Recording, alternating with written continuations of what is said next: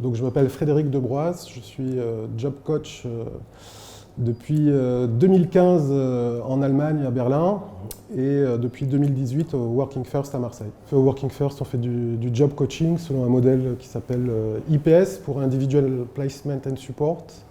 C'est américain, ça existe aux États-Unis depuis les années 90 et nous, on l'implante en France depuis 2014 à Marseille. Quand on a des troubles psy, on travaille en milieu protégé, non ?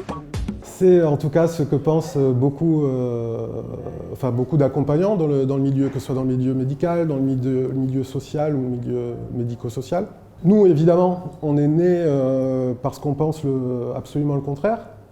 Et pour le penser, on s'appuie sur des études qui ont été menées dans le monde entier, des États-Unis à la Chine, en passant par l'Afrique du Sud, la Norvège ou l'Espagne, et qui disent que la majorité des personnes concernées qui souhaitent travailler en milieu ordinaire.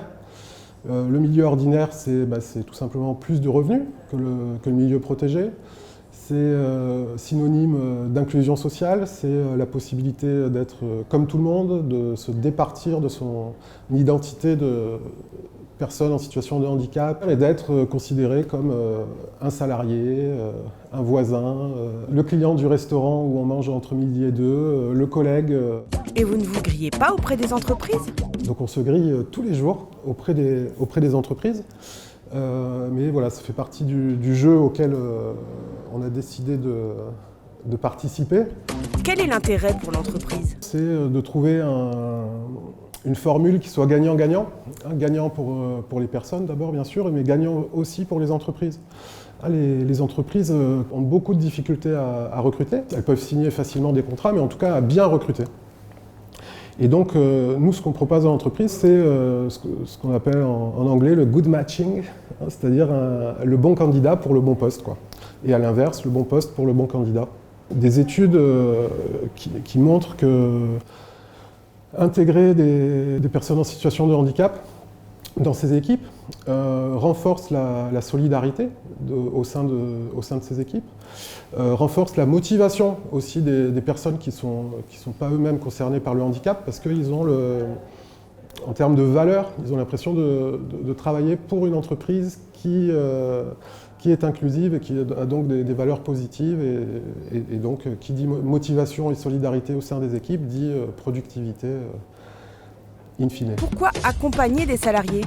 Tout simplement parce que les personnes qu'on accompagne ont plus de facilité à trouver un travail qu'à le conserver, en grande partie pour des raisons relationnelles, éventuellement de légères limites qui peuvent être assez facilement contournées avec l'appui d'un job coach qui est donc un spécialiste et de l'entreprise et qui s'y connaît un peu en santé mentale sans en être un expert. Job coach, c'est quoi ? Un psychologue du travail ? Loin de là. Donc, on a parfois dans l'équipe un psychologue du travail qui se balade.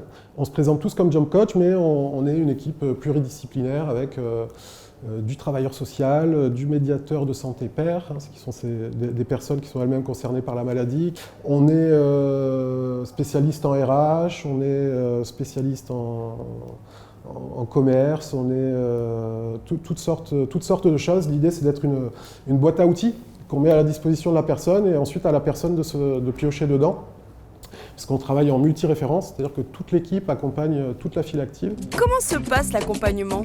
Dans l'environnement propre des personnes, on ne reçoit pas les personnes dans leur bureau. On va à leur rencontre pour créer une relation horizontale qui permette de développer le fameux pouvoir d'agir.